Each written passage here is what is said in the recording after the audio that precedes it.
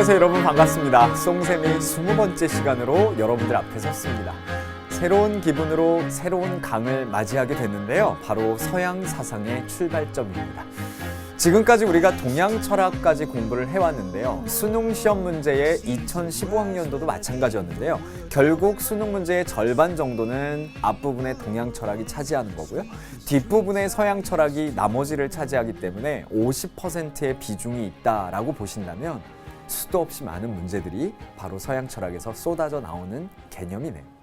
그래서 여러분들이 이번 시간 아주 중요한 의미를 갖는데요. 서양 철학의 출발 지점에서 서양 사상의 특징과 함께 어떤 흐름으로 전개되는지 이 흐름 파악을 하는 것이 굉장히 중요합니다. 자, 제가 질문을 한번 해볼까요? 예전에 동양 철학을 출발하면서 저는 정글만리라는 조정래 작가의 소설을 소개하고 그 조정래 작가의 이야기를 통해서 중국 철학뿐만이 아니라 동양 철학에서는 관시가 중요하다라는 얘기를 했었습니다. 즉 관계도였죠. 중앙에 공자가 있고 공자를 묵자와 노자가 어떤 식으로 비판하는지 그런 내용들을 여러분들이 공부하는 게 굉장히 중요하다라고 강조를 했었는데요. 서양 철학은 흐름 파악입니다. 그래서 선생님이 수업 중간 정도에 어떻게 하면 서양 철학을 아주 공부 잘할 수 있는지 그 노하우를 전수해드리기 위해서 웨스턴 필로소피 트리라는 걸 직접 만들어서 여러분들에게 자료실을 통해서 배포할 건데요. 이것을 계속 공부를 하시면서 펴놓고 내가 지금 소크라테스면 여기에 와 있구나. 소크라테스의 중요한 키워드는 이거구나. 소크라테스의 제자는 플라톤이구나. 플라톤의 제자는 아리스토텔레스구나. 이들은 칸트에게 영향을 주었구나. 이런 흐름 파악이 굉장히 중요하다는 거죠. 그래서 서양 철학은 흐름 정리가 주 포인트다라는 걸 잘 머릿속에 넣어놓고 이번 시간을 맞이하시면 되겠습니다. 자, 우리 교재는 바로 100페이지가 되겠는데요. 총 200페이지 조금 넘게 구성되어 있는 뉴탐스런 윤리와 사상 이 과목에서 여러분들이 100페이지까지 온 거니까 또 우리 이번 강의 20강이니까요. 딱 중간 지점까지 오신 겁니다. 완강을 향해서 열심히 노력해 주셨으면 좋겠고요. 자, 새로운 강의 바로 고대 그리스의 철학부터 시작을 할 거라서 고대 그리스에 있었던 동상 얘기를 통해서 수업을 시작해 보도록 하겠습니다. 퀴즈를 한번 내볼 텐데요. 여러분들이 맞춰보십시오. 고대 그리스의 시라쿠사에는요. 유명한 동상이 하나 있었습니다. 이 동상의 특징을 우리가 분석해 보면 앞머리는 무성하고 뒷머리는 대머리며 발에는 날개를 달고 있은 이 동상이 있었습니다. 이 동상은 바로 우리가 자주 쓰는 이 개념을 이름으로 갖고 있는 동상인데요. 이 동상의 이름은 무엇일까요? 앞머리는 무성하고 뒷머리는 대머리고 발에는 날개가 달려있어요. 등에도 날개가 달려있고 이 동상의 이름이 뭘까요? 바로 기회라는 동상입니다. 앞머리가 무성한 건 내가 기회가 왔을 때 잘 잡을 수 있음을 의미하는 거고 뒤가 대머리라는 건 기회를 놓치게 되면 쏜살같이 달려가서 사라질 수 있다는 거고 그 사라지는 속도가 굉장히 빠르다는 것은 바로 발에 날개가 달려있다는 걸 의미합니다. 가장 멍청한 사람은 내가 지금 잡기 편한 기회가 내 눈앞에 와 있다는 걸 모르는 사람이겠죠.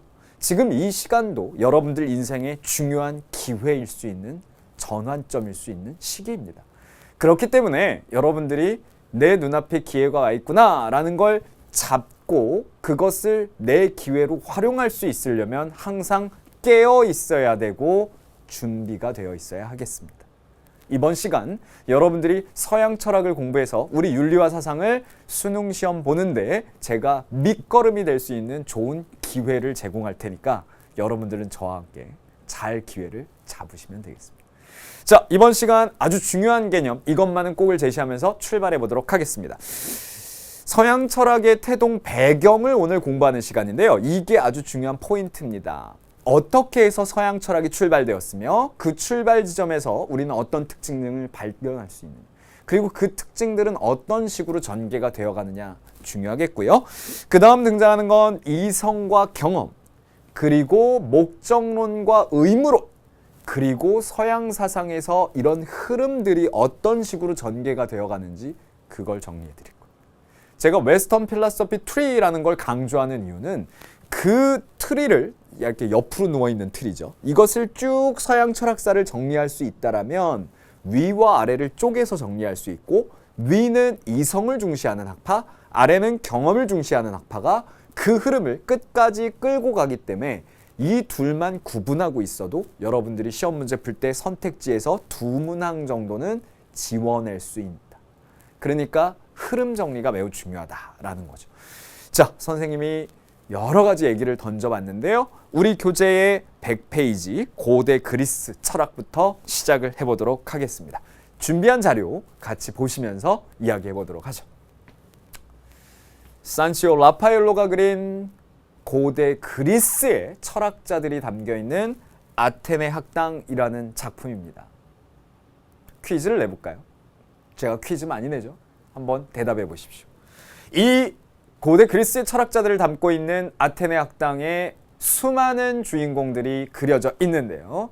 이 작품은 총 몇 명이 등장하고 있을까요? 몇 명? 30명? 더 많아요? 몇 명? 50명? 더 많아요? 60명? 작습니다. 54명이 정답입니다. 이 그림에 54명이나 들어있네요. 그죠? 근데 엄밀히 얘기하면 이 그림은 고대 그리스 철학자들만 있는 건 아닙니다. 정치가, 수학자, 그리고 여러 가지 활동을 했던 다양한 사상가들이 다 엮여져 있는 거죠. 그래서 엄밀하게 의미하면 아테네 학당엔 철학자만 있는 것이 아니고 고대 그리스 사상가들의 히어로즈라고 하는 게 나을 것 같아요. 그래서 이 작품은 54명이다 라고 주장을 하지만 엄밀히 얘기하면 이 그림의 끝자락에 자세히 보면 이 라파엘로가 본인 스스로를 그려놓았어요. 이거는 여러분들이 인터넷을 막 찾다 보면 다양한 이야기를 통해서 이 그림을 설명해 주고 있으니까 찾아보십시오. 그래서 자신의 제자 소도마와 자기 자신을 끝에다 그려놨기 때문에 고대 그리스 사상가들 히어로즈라고 할 수 있는 이 그림은 52명이 고대 그리스 사람들이다 라고 하는 게 맞겠죠. 그리스만 국한되는 건 아니고 그 시대 이후에도 많은 사상가들이 등장하는데 그림에 담겨 있습니다. 제가 이 그림을 왜 보여드렸을까요? 우리가 다루게 될 철학자들이 다 여기에 있는 것이죠. 그런데요, 왜 그리스에서 철학이 융성했고 철학이 출발될 수 있었을까요? 이것이 아주 중요한 질문입니다. 그래서 오늘 우리가 서양 철학을 출발하면서 가장 중요한 퀘스천 마크는 철학이란 무엇인지, 서양 철학은 어떤 특징과 함께 출발되었는지, 그리고 왜 이 지역에서 서양 철학이 출발했는지, 이것이 아주 중요한 질문이라는 거죠. 그것을 제가 하나둘씩 좀 해결을 해봐야 될 텐데요. 제가 첫 번째로 여러분들과 함께 고민할 것은 방금 말씀드린 대로 철학이란 무엇이며 언제 어디에서 시작되었는지를 같이 고민해보자 라는 얘기입니다. 철학은 무엇이죠? 여러분들이 정의를 한번 내려볼까요? 선생님, 저는 철학에 관심이 없어요. 철학 너무 머리 아픈 것 같아요. 고리타분해요. 과연 철학은 그런 것인가요? 그런데 철학은 어디에서 출발된 것이죠? 왜 인류는 철학을 만들어 놨을까요? 이런 여러 가지 얘기들입니다.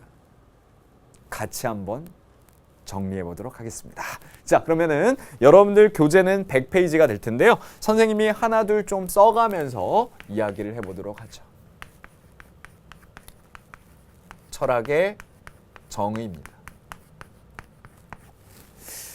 사실 철학이라는 말은 우리나라가 만든 말은 아니죠.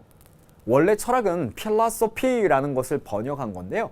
이 번역은 우리나라가 직접 번역한 것이 아니라 근대 사회에서 우리나라가 이러한 철학의 개념뿐만이 아니라 사회학적 개념, 정치 철학 이런 것들을 받아들인 건 일본을 통해서 받아들입니다. 니시야마네라고 하는 유명한 일본의 근대의 사상가가 있는데요. 이 사람이 서양에 있는 철학 개념들을 본인이 해석을 해서 그것을 통해서 우리나라가 받아들입니다. 근데 원래 번역했던 건 필라소피를 희철학 이렇게 번역을 했었죠. 근데 즐긴다라는 의미인데요. 이것을 제거해버리고 우린 철학이라고 쓰고 있습니다. 그러면 철학은 무엇입니까? 철학의 정의는 무엇이죠? 그것을 원어로 우리는 접근해 볼 수 있겠습니다. 자, 써볼까요? 철학은 philosophy라고 적죠. 제가 philosophy를 적은 이유는 이 philosophy 안에 철학의 정의가 담겨 있기 때문입니다. 자, 그러면 하나 둘 분석을 해보도록 하죠. philosophy는 필로스라는 고대 그리스어와 소피아라고 하는 고대 그리스어가 결합을 한 겁니다.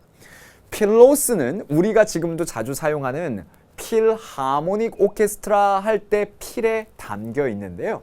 필하모닉 오케스트라가 뭐죠? 그렇죠. 음악을 사랑하는 사람들의 모임을 필하모닉 오케스트라 이렇게 표현을 하는 겁니다. 그러면 필은 뜻이 사랑이다 라는 뜻을 갖고 있죠. 그래서 빈에 사는 아주 음악을 사랑하는 사람들이 모여서 오케스트라를 하면 빈 필하모닉 오케스트라 이렇게 되는 거고요. 소피아가 중요하겠는데요. 소피아는 바로 지혜라는 의미입니다. 사람 이름으로도 많이 있지만 근데 우리의 관심은 바로 사랑, 필이 중요한 게 아니고 이 지혜가 무엇인지에 대한 개념이 아주 궁금해지는 겁니다. 도대체 어떤 지혜를 사랑하는 것을 철학이라고 하느냐? 그러니까 철학을 누가 철학이 뭐야? 라고 물어보면 아주 간단하게 애지의 학문 이렇게 번역을 하면 되겠죠. 지혜를 사랑하는 학문이란 뜻입니다. 그런데 지혜가 무엇이냐라고 물어보는 게 중요하겠죠. 이 지혜는 다름 아니라 인간에 관한 지혜. 이 중요합니다. 인간에 관한 지혜라는 건 다른 것에 관심이 있는 것이 아니라 인간 자체에 관심이 있고 인간의 이성으로 적극적으로 고민을 한 학문이라는 거. 그래서 철학을 우리가 좀 길게 정의를 내려보면요. 철학의 정의는 이렇습니다. 제가 한번 써볼까요? 인간의 이성으로. 이성이 중요하겠네요. 무엇의 대상을 어떤 것을 관심을 갖고 있는 건가요? 인간의 이성으로 인간 자신 그리고 인간이 둘러싸고 있는 사회 그리고 세계 철학 용어로 얘기하면 아르케라고 표현할 수 있겠죠? 에 관해 적극적으로 탐구하는 학문을 바로 철학이라고 정의 내립니다. 철학이란 무엇이다? 인간의 이성으로 인간과 사회 그리고 세계에 관해 적극적으로 탐구하는 학문을 바로 철학이다 라고 표현을 하는 거죠. 필로소피의 정의는 지혜를 사랑하는 학문인데요. 그 지혜를 사랑하는 것은 바로 이러한 내용으로 정리할 수 있다라는 거예요. 철학이란 사실 어려운 게 아니고 여러분들도 지금은 철학적인 활동을 하고 있습니다. 그래서 필라소피에렌이라는 표현이 있는데요. 이건 철학함이라는 표현인데 여러분들도 항상 어떤 것에 대해서 적극적으로 고민하고 나는 누구인가? 라는 질문을 던진다면 지금 철학을 하고 계신 거죠. 이 세상은 무엇으로 이루어져 있지? 이것에 관심이 있다면 철학을 하고 계신 거죠. 우리 사회는 올바른 방향으로 가고 있는 정의로운 사회인가? 이런 질문을 던지신다면 철학을 하고 계신 건 거죠. 그런데요. 이 인간에 관한 지혜가 그러면 어떻게 등장했느냐라는 게 중요한 포인트입니다. 인간에 관해서 관심을 갖기 시작했다라는 표현은 바로 신에게서 떨어져 나왔다라는 걸 의미하고 신화적 세계관에서 탈피했다라는 것을 상징하기도 합니다. 언제 그랬죠? 구체적으로는 BC 6세기 정도 되면 고대 그리스 이전에 이오니아 해라는 지역이 있는데요. 이 이오니아 해 옆에 밀레투스라는 지방에서 철학이 출발됩니다. 그리고 고대 그리스 중에 아테네를 중심으로 아주 많이 발전을 하게 되는 것이죠. 고대 그리스는 바로 이 도시 국가들의 연합을 그리스라고 표현을 하니까요. 근데 아까 선생님이 질문한 것처럼 70만 년 전에 인류가 구석기의 모습으로 등장을 했고요. 6,000년 전에 신석기의 모습이 나타났고 3,000년 전에 문명이 출발을 했으며 그리고 1000년 전에 이제 도시 문명들이 출발을 했습니다. 그런데 왜 하필 BC 6세기 정도 요 시기에 600년, 500년 요렇게 요 시기에 우리가 지금 관심을 갖고 있는 아테네 같은 그리스에서 철학이 출발될 수 있었을까? 요게 오늘 수업의 중요한 질문이라고 선생님이 얘기했잖아요. 그것을 이해하게 되면 바로 철학의 정의가 더욱 와닿게 됩니다. 어떻게 해서 사람들은 인간의 이성을 중심으로 이런 것들을 적극적으로 탐구하려고 하는 철학을 발전시킬 수 있었고 그것이 이 지점에서 탄생될 수 있었을까라는 질문이에요. 그래서 선생님이 준비한 자료가 있는데요. 같이 한번 여러분들 얘기를 해보도록 하겠습니다. 자, 요거는요. 여러분들이 어디에서 요거를 한번 확인을 했었냐면 동양 철학을 수업할 때도 선생님이 직접 만든 논술 문제를 가지고 여러분들과 이야기를 했었어요. 동양 철학 출발할 때 기억나시나요? 그때도 왜 춘추 전국시대에 제자백가라고 하는 사상이 등장했었는지를 설명드렸었고 그 사상이 출발될 수 있던 배경들을 여러 가지로 설명드렸으며 토지의 개념의 변화 그리고 철기의 개발 이런 것들과 맞물려서 그 당시에 동양 철학이 출발되었다라고 이야기를 했었습니다. 그런데 서양 철학은 제가 만든 이 문제를 잘 들여다보시면 제가 그대로 철학적으로 사고하기라고 해서 자료실에 올려놓을 겁니다. 잘 보시면 지도가 이 지도예요. 이 지도는 어디입니까? 에게 문명입니다. 그리고 우리가 지금 관심을 갖고 있는 바로 고대 그리스에 관련된 내용이죠. 밀레투스 아까 얘기했습니다. 그 다음에 여러분들 아주 유명한 도시국가들 많습니다. 아테네도 있죠. 미케네도 있습니다. 트로이도 있네요. 이러한 지역에서 철학이 출발되었다라는 거죠.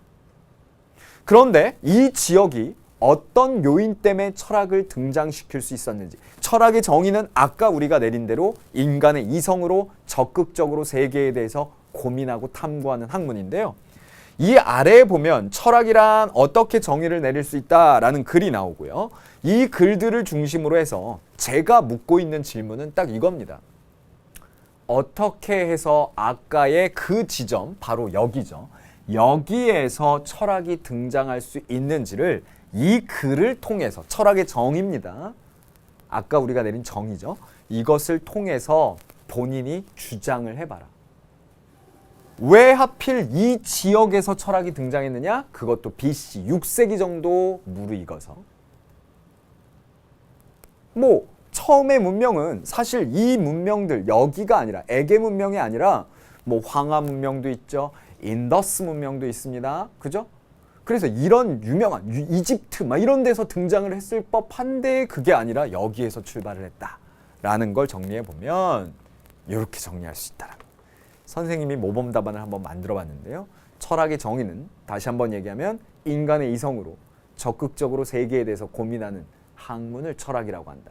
그러면 철학이 인간의 이성으로 적극적으로 고민할 수 있게끔 BC 6세기 아까 그 지도에서 등장할 수 있었던 이유는 지리적으로 해양 국가였기 때문에 폴리스가 발달되면서 산맥들이 발달되어 있는 이 지형 분석이 가능하다라면 지역의 도시 국가들이 발달되어서 전제 왕권이 만들어지는 게 아니고 각각의 지역에서 해양 쪽으로의 길들이 중요해졌다라는 거죠. 그거는 뭡니까? 바로 경제적인 배경의 무역이나 상업으로 경제가 발달될 가능성이 크다라는 거예요.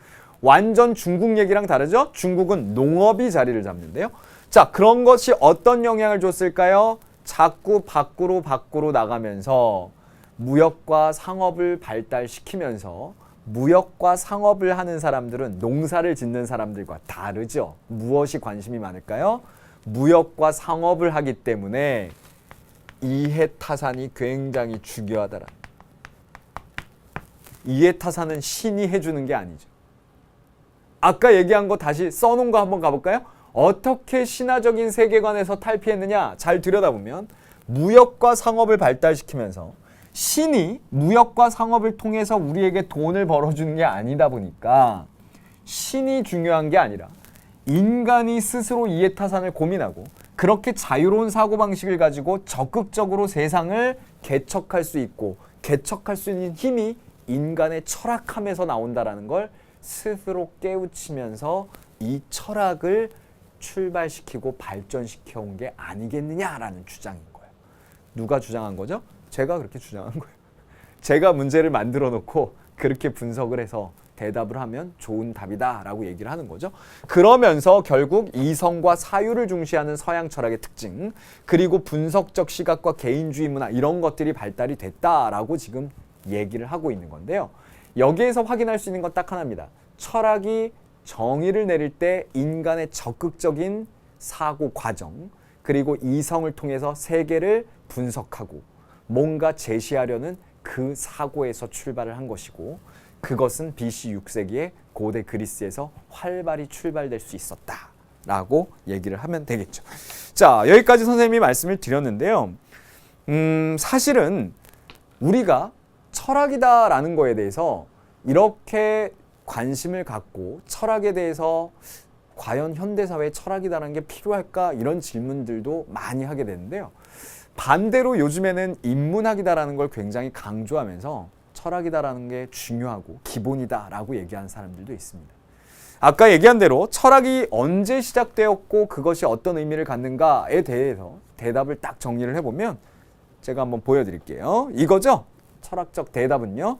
결국 철학은 인간은 어떻게 살아야 되는가라는 고민에서 출발한 것이었고, 인문학적, 윤리학적 물음이 바로 철학을 출발시켰던 것이고, 그런 것이 바로 현재에도 진행 상태이기 때문에 필라소피에렌, 즉 철학함이라는 자세는 지금도 유효하고 필요하다라고 얘기를 할 수 있습니다. 여러분들이 살아가면서 모든 것들의 기본이 되는 것이 바로 세상에 대해서 나의 이성으로 적극적으로 고민하고 탐구하는 활동, 바로 철학일 것이고요. 그 철학이 기반이 되어야 창조적인 사고, 뭔가 새로운 것들을 만들어낼 수 있는 것, 이런 것들이 가능할 수 있다라는 얘기입니다. 자, 선생님이 여기까지 말씀을 드렸는데요. 고대의 인문학 그리고 철학, 이런 것들의 가장 핵심은 사실 이 단어 속에 있습니다. 이게 바로 아레테라는 거죠. 선생님이 이 얘기를 잠깐 언급하는 건 저기 뒤에 문제가 하나 나오게 되는데요. 그 문제를 풀 때 여러분들이 도움이 될 텐데, 이것을 우리는 덕이라고 번역을 하고요. 다른 말로는 탁월함이라고 번역하기도 합니다. 그리고 다른 말로는 훌륭함이라고 번역하기도 해요. 뭐라고 읽는다고요? 아레테. 근데 제가 왜 철학을 얘기하고 인문학, 후마니타스라는 걸 이야기하면서 아레테를 얘기하느냐? 즉, 철학과 인문학, 후마니타스는 결국 아레테라는 걸 획득하기 위한 과정입니다. 그러면 인간이 탁월해지고 훌륭해지고 덕을 가질 수 있는 방법은 뭐냐? 인간은 동물과 다르게 이성을 갖고 있는 존재니까 자연스럽게 그것을 적극적으로 활용할 때 덕이 생긴다. 결국 여러분들은 철학하는 자세를 갖고 있어야 동물과 다르다라는 거고, 철학은 그래서 근본적으로 필요한 학문이다라고 얘기를 하고 있는 거죠. 그러면 여러분들이 이번 시간 고대 그리스 철학부터 해가지고 쭉 이 철학의 흐름을 정리해내는데, 우리 교재에 나오는 대로 여러 가지 좀 필요한 책들이 있는데 제가 책 소개를 좀 잠깐 하고 가도록 하겠습니다. 서양 철학을 공부하는데 아주 중요한 책인데요. 여러분들이 가장 쉽게 서양 철학을 이해할 수 있는 책입니다. 요슈타인 가더의 소피의 세계라는 책이에요. 아버지와 딸의 대화를 통해서 서양 철학을 아주 재밌게 구성해 놓은 이 소설 같은 철학책을 읽다 보면 자연스럽게 서양 철학이 와 닿으실 거고요. 아, 어렵지 않구나. 철학이란 참 필요하고 재밌는 학문이구나 라는 걸 느끼실 겁니다.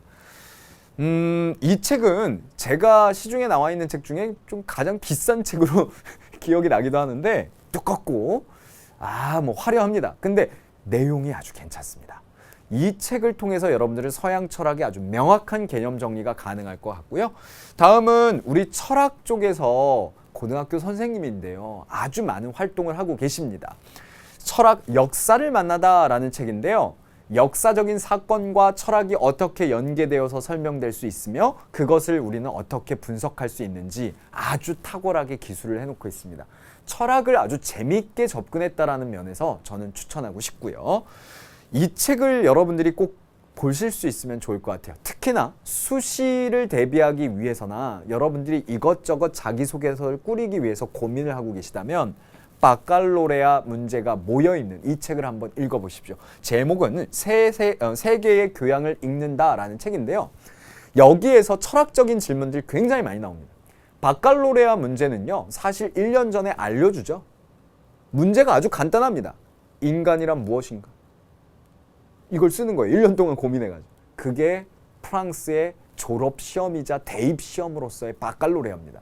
엘리트들이 대학 지나가면서 꼭 거쳐야 되는 시험인데요.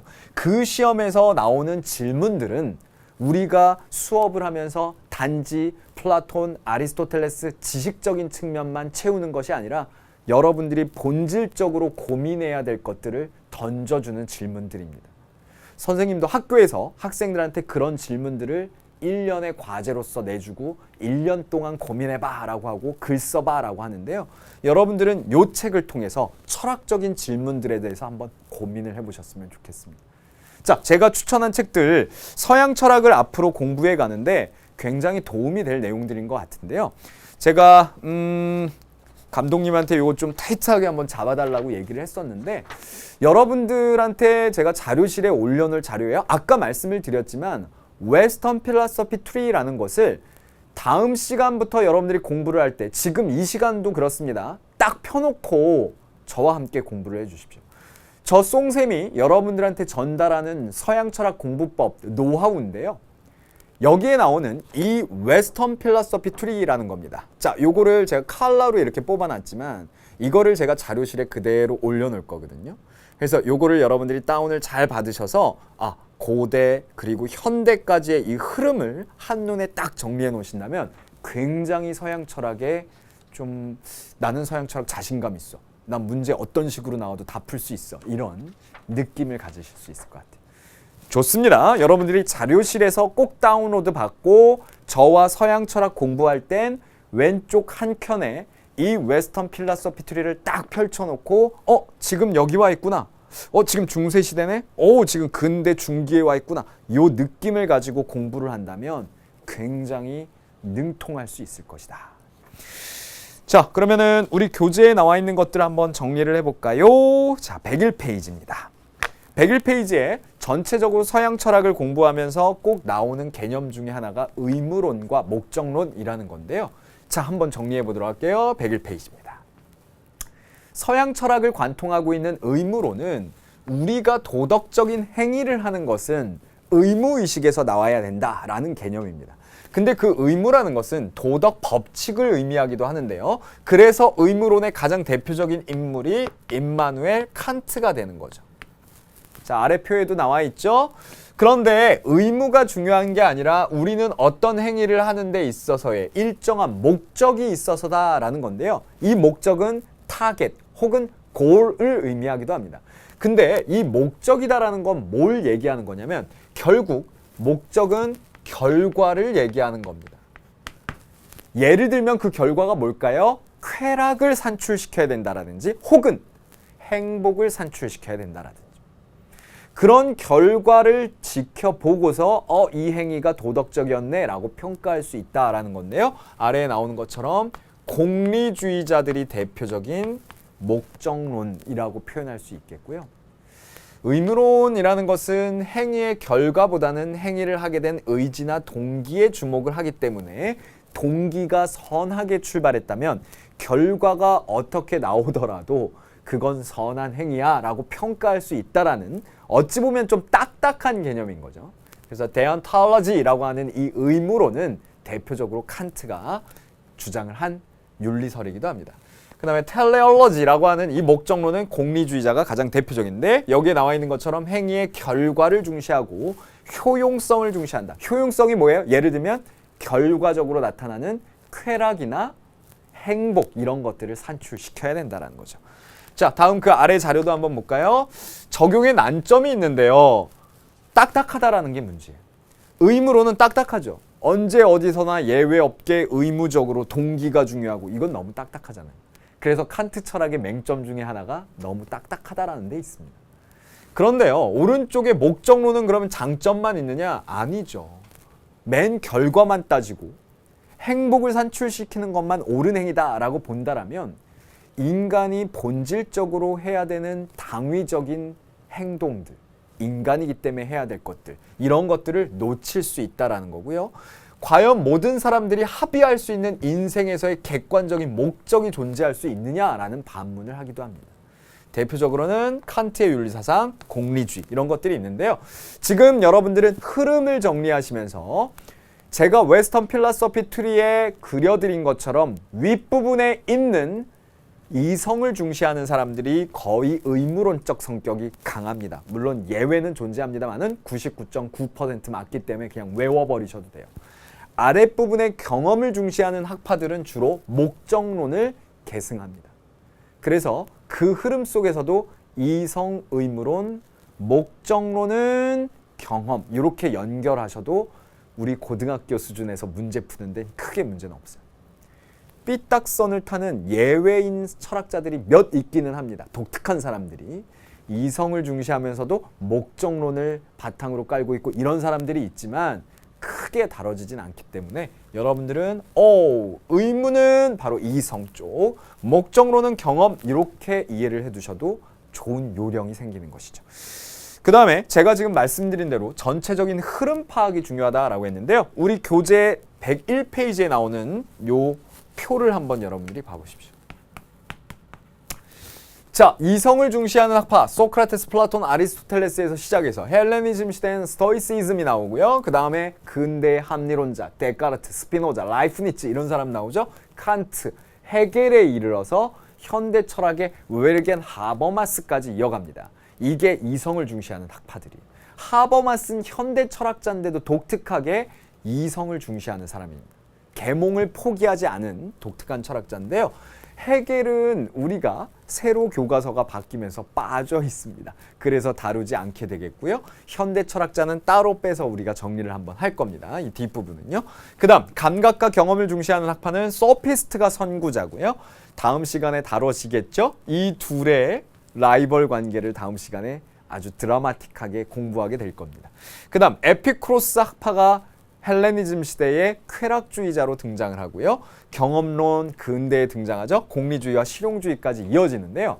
이 내용들을 여러분들이 역시 더 살을 붙여서 웨스턴 필라소피 트리 정도의 수준을 잘 머릿속에 키워드들 넣고 있으면 충분히 문제를 풀어낼 수 있겠습니다.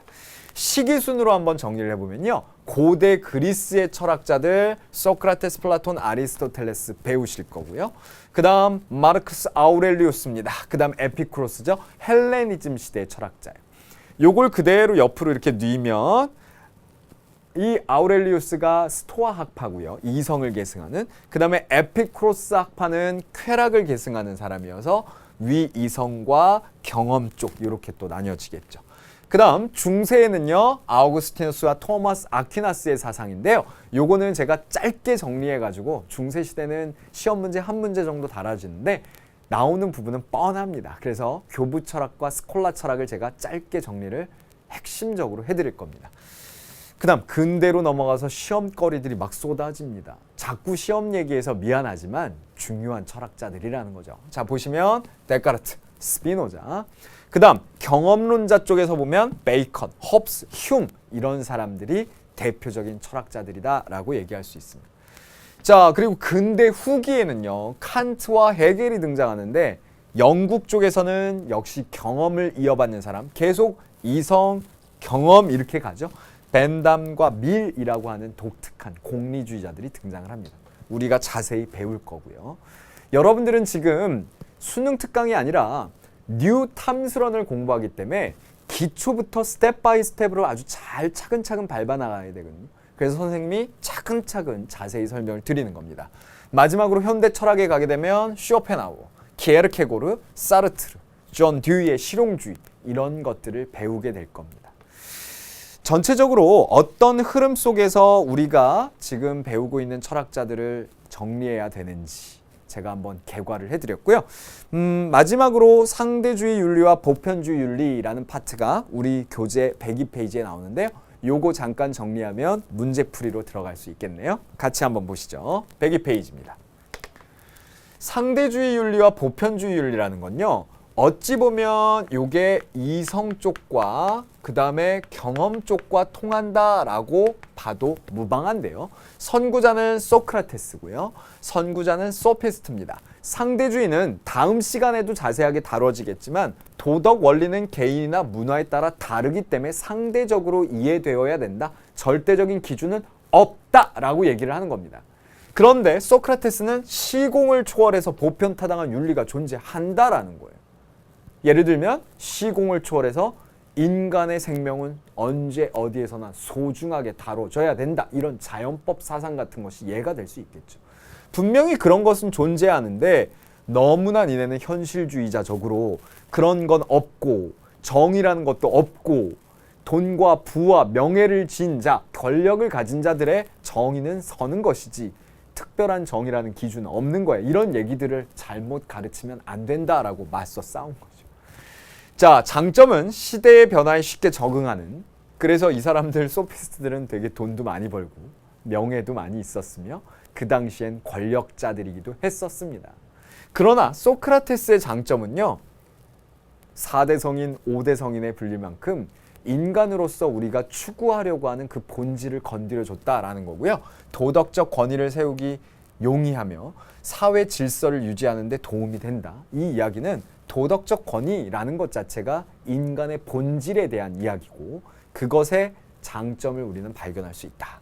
단점은 도덕적 회의주의에 빠질 염려가 있다. 이건 냉소주의를 얘기하는 거죠. 어떤 기준, 절대적인 기준 그런 건 없어 라고 보는 거. 그리고 여기에 단점은 다양한 가치와 차이를 수용하지 못하는 단점이 있을 수는 있습니다. 어떤 것이 더 옳다라는 건 아닙니다. 다시 한번 얘기하지만 소크라테스의 삶만 닮아서 여러분들이 살아라 라는 게 아니에요. 그 다음에 여기 나온 소피스트의 삶만 여러분들이 닮아서 살아라도 아닙니다.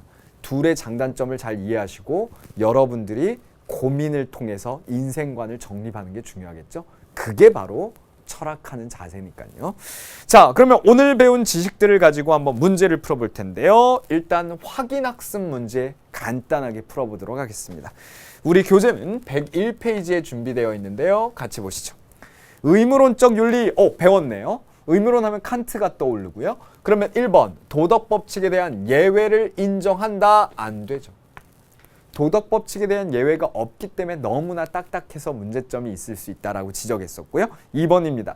행위의 결과를 바탕으로 옳고 그름을 판단한다. 결과 안 되죠. 동기가 중요하다라고 보는 게 의무론이었잖아요. 인생에는 추구해야 할 궁극적 목적이 존재한다. 이건 목적론에서 바라보는 시각이어서 안 되겠고요. 시대와 장소를 초월한 보편 법칙이 존재한다라고 보는 것은 당연히 우리가 지금 공부하고 있는 시대와 장소를 초월한 보편 법칙, 그게 바로 의무론적 관점 혹은 이성을 중시하는 사람들 혹은 절대주의 철학들, 여기에서 갖고 있는 특징이라고 볼 수 있겠죠. 그래서 정답은 4번이 정답이 되겠습니다. 자, 5번입니다. 행복한 삶을 위해서 도덕법칙을 준수해야 된다라고 본다. 근데 도덕법칙을 준수해야 된다라고 하니까 좋아서 5번을 고르시면 안 돼요. 확인학습도 굉장히 중요한 문제들이 많은데 앞에 위해서라고 꾸며주고 있는 문장이 뭐예요? 행복한 삶을 위해서. 근데 행복한 삶은 뭐죠? 결과입니다. 그 결과는 아까 우리가 봤던 뭐죠? 목적이에요. 그래서 주로 행복한 삶을 위해라고 얘기한 사람은 목적론을 강조하는 사람들이지 의무론을 강조하는 사람들은 아닙니다. 제가 추가 설명을 드리면 칸트는 행복을 목표로 삼아서 하는 행위는 도덕적인 행위가 아니라고 그랬어요. 예를 들어서 여러분들이 지금 공부를 왜 해? 라고 질문했을 때 선생님이 저요? 좋은 대학 가려고요. 좋은 대학 왜 가는데? 성공해서 돈 많이 벌고 그래서 잘 살려고요. 이렇게 대답들을 많이 하시잖아요. 그죠? 그 대답이 잘못됐다라는 게 아니라 칸트는 그렇게 대답하는 것은 도덕적인 행위라고 보기가 어렵다라고 대답을 했다라는 거예요. 왜? 칸트는 의무론을 강조한 사람이고 결과를 내다보고 하는 행위는 도덕적인 행위라고 평가할 수 없다라는 겁니다. 그래서 단점이 있기도 하죠. 딱딱합니다. 그렇지만 칸트는 이렇게 얘기하는 거죠. 원칙을 지켜. 너의 삶에서 네가 지키려고 하는 법칙들을 잘 지켜놔. 그러면 결과적으로 행복은 따라올 것이야 라는 주장. 근데 칸트가 행복을 거부했냐? 그건 아니. 그러면은 행복하지 않으려고 살았을까요? 칸트가? 아니에요. 칸트가 죽을 때 했던 말이 as is good 였거든요. 아, 나 좋아. 아유, 잘 산 것 같아. 아우, 행복했어. 이거거든요. 그러면 칸트가 이야기하는 건 뭐냐? 본인이 세운 원칙을 잘 지키고 그것대로 살아간 사람은 잘 산 거다. 그게 행복한 것이다 라는 칸트의 주장입니다. 그래서 이 문장은 행복한 삶을 위해서 도덕 법칙을 지킨 것은 의무론에서는 도덕적인 행위라고 보지 않고요. 도덕 법칙을 네가 잘 준수하고 그 도덕 법칙이라는 게 우리가 따라야 될 자연 법칙처럼 인간의 존엄성을 위배하지 않는 그런 법칙들이면 당연히 결과적으로 행복은 따라온다라는 주장이어서 5번은 틀린 겁니다. 5번이 굉장히 좀 어려우셨을 텐데 이렇게 해결을 해드리고요. 그 다음 확인학습 2번으로 가보도록 하죠. 경험 중시의 윤리 우리가 배웠습니다. 그리고 웨스턴 필로소피 트리를 제가 강조했었죠. 작년에 선생님이 탐스런 수업을 할 때는요. 탐스런 수업이 60강으로 구성이 됐었어요. 그래서 그거를 여러분들이 찾아서 보셔도 되는데 선생님이 진짜 학교에서 수업할 때처럼 이거를 여러분들이 좀 보기 좋게 제가 만들어서 자료실에 올려놓은 것이지 작년에 탐스런 수업할 때는 처음부터 끝까지 칠판에 고대 그리스 철학부터 현대 철학까지 전부 다 개괄을 해드렸습니다. 쫙 써가면서. 그게 되게 효과적이거든요. 공부할 때. 여러분들이 다 막 베껴가면서 공부하는 게 힘들긴 하겠지만 아주 효과적인 방법이어서 결국 위와 아래로 나뉘어지고 위는 이성을 중시하는 사람들, 아래는 경험을 중시하는 사람들 쫙 정리를 하면 되는데 경험을 중시하는 사람들의 선구자는 소피스트고 소피스트부터 쭉 에피크로스, 경험론자, 공리주의, 현대 철학의 뭐 듀이 이런 식으로 쫙 이어져 가거든요. 그러면 1번 봅시다. 현실적 문제를 해결에 중점을 두었다. 현실적 문제에 가장 관심을 많이 가진 사람들이잖아요. 아까 얘기한 대로 대표적인 인물이 소피스트 아니겠습니까? 그래서 1번이 정답입니다. 2번. 이성이 감각을 억제해야 된다라고 봤다. 이성주의자들이에요. 경험주의자들이 아니라. 경험주의자들은 감각과 경험을 중시한 겁니다. 지식도 감각과 경험을 통해서 들어온다라는 거고 귀납법이 중요하다라고 하는 거예요. 자, 3번. 보편적이고 절대적인 규범을 중시한다. 이것 또한 이성을 중시하는 사람들이죠. 소크라테스와 플라톤, 이성을 중시하는 사람. 인간의 합리성, 합리성은 언제 나와요? 대륙의 합리론 사상에서 나오는데요. 대표적으로는 르네 데카르트와 그 다음에 바루흐 스피노자 이런 사람들이 대표적인 사상가들인데요. 이 사상가들을 왜 합리주의자라고 하냐면 합리성은 어디에서 나옵니까? 바로 인간의 이성에서 나오는 거죠. 그래서 안 되는 거예요. 사유방식을 중시하는 걸 인간의 합리성, 이성을 통해서라고 얘기하고 있으니까. 어느 정도 감이 잡히십니까? 근데 사실은 이 문제는 웨스턴 필로소피만 여러분들이 잘 공부해 놓으시면 사실 그거 한 장만 잘 달달 외워놓으면 서양 철학이 어떤 식으로 문제가 나와도 잘 풀어내실 수 있을 거예요. 그래서 이 문제의 정답은 1번이 정답이 되겠죠. 자, 그 다음 문제는 제가 108페이지에 있는 문제 한번 준비해 봤는데요. 단답형 문제입니다. 뭐뭐는 그리스어로 아레테라고 하는 것인데 어떤 것의 우수한 상태, 탁월한 상태, 훌륭한 상태를 의미한다. 아까 선생님이 얘기한 대로 후마니타스, 인문학, 그리고 우리가 오늘 공부한 철학, 이런 것들의 가장 바탕이 되는 개념인데요. 여기에 나오는 아레테, 이제 제대로 쓰면 아레테, 고대 그리스어인데요. 아레테, 이게 이렇게 표시를 해야 됩니다. 이 아레테라는 걸 뭐라고 번역해요? 덕, 이렇게 쓰시면 됩니다. 덕이다라는 건 우리가 도덕할 때 이 덕자를 의미하는 건데요. 덕을 우리가 번역할 때 뭐라고 철학책에서 번역을 했었냐면 훌륭함, 탁월함 이렇게 표현한 거죠. 그래서 유명한 말이 있죠. 탁월함은 습관이다 라는 표현인데 고대 그리스의 철학자가 이런 말을 했습니다. 누굴까요? 나중에 배우시겠지만 아리스토텔레스라는 사람인데요. 탁월함은 습관이다. 즉 습관이 잘 배어있는 사람이 덕 있는 사람이고 아주 훌륭한 사람이다. 맞는 말이죠. 여러분들 좋은 매너 이런 것들이 잘 몸에 배어 있을 때 그 사람을 아주 훌륭한 사람이라고 평가하잖아요. 그래서 아레테가 어디에서 왔냐라고 하면 에토스에서 왔다 이렇게 한 게 아리스토텔레스.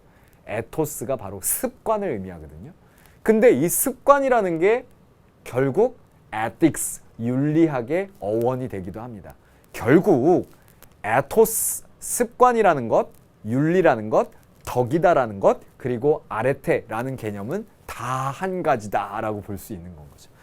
자, 이것을 아까 선생님이 설명한 대로 철학하는 자세, 철학함, 인문학을 연구하는 것에서 가장 중요한 목표는 덕을 갖기 위함인데 인간의 탁월함과 훌륭한 상태가 덕이고 그 덕은 결국 진정한 인간이 되는 자리고요. 그것은 철학을 통해서 완성된다라고 얘기할 수 있겠네요.